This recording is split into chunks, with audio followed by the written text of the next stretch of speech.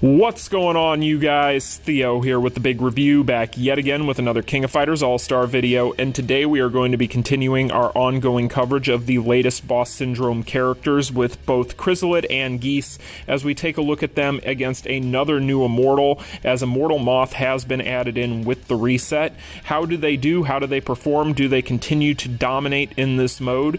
Well, we are about to find out, as we are going to be taking them in not once but twice with two different team comps, using them as the linchpins as we go ahead and test them out in this latest update. So before we get into it, make sure you smash that like button and subscribe, and let's go ahead and get into it. So when it comes to these teams that we are going to be using, I'll go ahead and break down the kits, and then we will go ahead and jump into both these runs, as I did use one different character to round out these teams in each one. So for this particular run, I am going to be using Orochi Leona.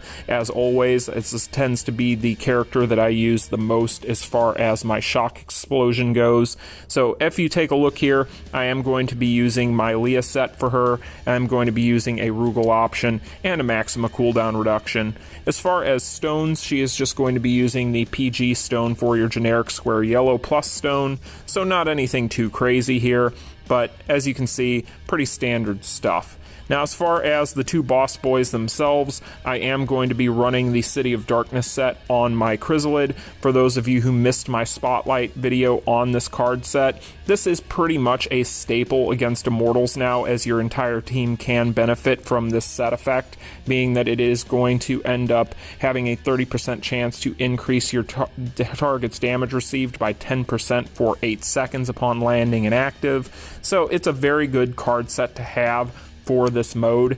Now, as far as option cards, I'm just running the Krizalid option card from the newest Boss Syndrome wave, and then I am also using a Maxima cooldown reduction, and as we have already established in my previous videos, I'm just running a straight Boss Syndrome Volume 2 lineup of stones on him. So that is going to be Krizalid. If we take a look at my Geese, we talked about this in my spotlight for him, but I am running the Volume 1 stones for both his circle and his square stone for that increase to both his blast skill damage and his strike skill damage respectively. This stone here I'll probably end up replacing back with the Volume 2 stone at some point, but for now I am still testing it.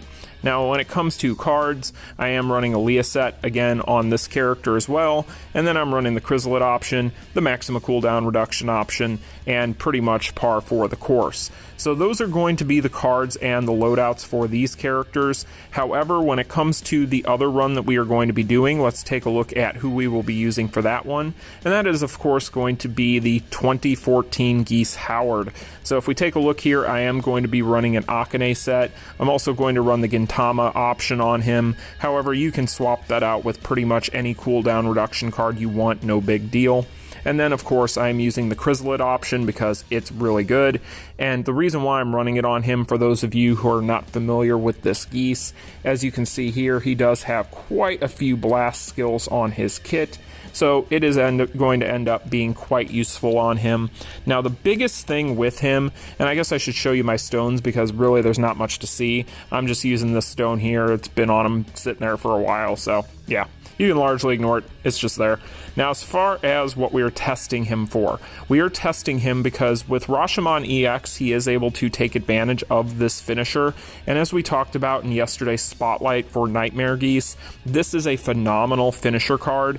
Now, the reason why it is as good as it is not its damage output, but instead how long the animation is. Being that it is a 3PG with a 10-second animation on it, this is extremely useful, especially on a character such as this Geese. So what you're going to end up seeing in this video is that this card actually makes him quite good for these types of modes where you need to be able to stall and stop the clock. So hopefully you guys will find this informative. We're going to go ahead and jump into both these clips back to back. And then while we're doing that, I am going to be going over some information that you guys may or may not know about the performance of these Boss Syndrome characters in these types of modes. because there's a few little idiosyncrasies that you may want to know about, and I'm actually working on another video in the background that should be of a lot of interest to a lot of people. However, that one is one that shouldn't be out for another couple of days. I'm still testing a few things, but I am going to go over a few things in this video today. So we're going to go ahead and go to this footage, and then after that we'll do a short summoning session, and that will be today's video. So let's jump into it. Alright, and the first run that we are going to be showcasing here is going to be the run utilizing Orochi Leona. And with Orochi Leona, I'm sure you guys don't need me to explain why she is so good against Immortal Moth. Really, the big deal with her is the fact that she is going to have that phenomenal explosion when it comes to her shock damage. And being that Immortal Moth is going to be weak to shock, that is going to be huge for her. So she ends up being a very reliable option for this mode as you try to get those 50 stacks against this immortal. You can use other shock based characters. In fact, there are quite a few that are really good on a budget, and I've talked about this in the past in a previous video where we went ahead and broke down Immortal Moth. But when it comes to other options that you have, that if you're on a budget, probably the best one is going to be Lady Yashiro, as she is actually low-key really good. But with Leona, the fact that she has really good finishers for this mode and is going to have that great damage output, probably at this point one of the most reliable on damage for the shock characters in the game, then she is actually going to be really strong for this. Of course, she's no Boss Syndrome Geese, but hey, not many characters are. So as far as the Boss Syndrome characters in these runs, one thing that I do want to note, the reason why Krizalid ends up being a lot better than a lot of people might realize, and again, I am working on a video in the background that is going to break down a lot of information on these characters that is more sort of on the nerdy side. So if you guys are into those sorts of things, then you'll definitely want to watch that video whenever I finish it up, because there's a lot of information that you may never even consider. Like for instance with Krizalid as an example, the reason why he is so strong in this mode, regardless of his shortcomings, considering the fact that he has grabs and a very short finisher for his 3PG and a grab finisher for his core finisher, is because when it comes to grab characters against bosses that can't be grabbed, the way the game compensates you in the background is you will notice that your animation on your grab skill will actually self-cancel and not go through the full animation, which can actually work to your benefit in the situations where you are using your awakening rotation on these ungrabbable bosses, because what you will notice is you have just that much less end lag when it comes to being able to cycle between your skills. So it's very inconclusive right now as to whether or not this equates to more or less damage than it would on a normal rotation. My assumption on this would be that it actually leads to more damage, but that would require me to be able to test this thoroughly, and I will try to do that and give you guys that information whenever I am able to do so. But being the nature of the situation with that difference, it is very tough to gauge. But I wanted to let you guys know that because I get the feeling that a lot of people might end up a little bit confused as to why Krizalid on paper should not be as good in Immortals as he actually is. And he's by no means carrying this team, but he is donating a huge amount of damage. You can see the damage just jump whenever he's on his awakening rotation. So that is a big part of the reason, and I will go into this in depth in that video I have already alluded to in the coming days whenever I get it finished up. But that's that first run. This next one's just that much more impressive. Reason being is because when you have two characters that are able to spam a OP finisher as far as the length of time that it has on it, it is just nutty, and you're going to see that in this video. So with this clip, basically you're going to see these two geese are just going to spam Rashoumon EX and stop the clock and stall it so often that Immortal Moth really doesn't have any options. The nice thing about this lineup as well, and now as opposed to that previous team, is that my geese, my Nightmare Geese that is, I guess I should probably differentiate the two. My Nightmare Geese is going to be able to give the leadership ability over to my other geese as well, considering the fact that he is an attack type, whereas with that first team, the only character that was benefiting from the team leadership skill was my Nightmare Geese, and I did that by design. I wanted to go ahead and try and put myself at as much of a disadvantage as possible. I could have easily put Krizalid as the leader in that scenario, but I decided to go that route just for the science to see if I could do it. But in this instance, I had two characters that were benefiting from that great increase to their power gain, and you'll see in this clip that it made a huge difference for this Geese. And overall, this Geese has always been low-key pretty good. He hasn't been the worst character in the game. He just isn't going to be top tier, but for PvE, now that he is able to utilize Rashoumon EX, I do feel as though he is a phenomenal budget character for people who need a really good red attack type, or just need a good red or a good attack type in general to fill out a team. So if you're on a budget and you're going to be somebody investing on the unified banner and you end up with a Geese from, say, you maybe got one that was off of your rate ups or something like that, and you know, he was kind of a spoiler for you or something in that regard, don't feel bad, because he's actually low-key pretty good if you have this finisher card.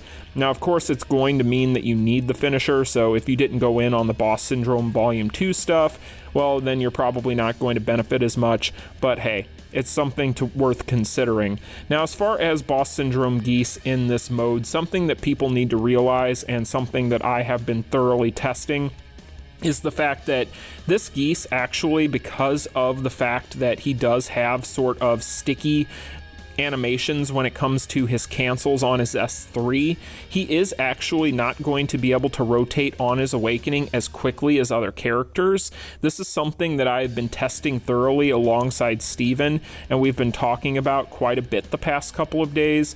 But one thing that you will notice about him is, because of that S3 not having as good of a cancel window as some other skills, he is always kind of a half step behind on his awakening rotation, and this doesn't hurt him in a major or marked way. It's just something to keep in mind. So while his damage ceiling is higher than a lot of characters are in the game, he isn't able to fully see that as far as his overall damage output in this mode, just based on the fact that during his awakening rotation, where you're going to be using that quite a bit on these specific types of things, he isn't going to get as much out of it as other characters that are going to have much better cancel windows.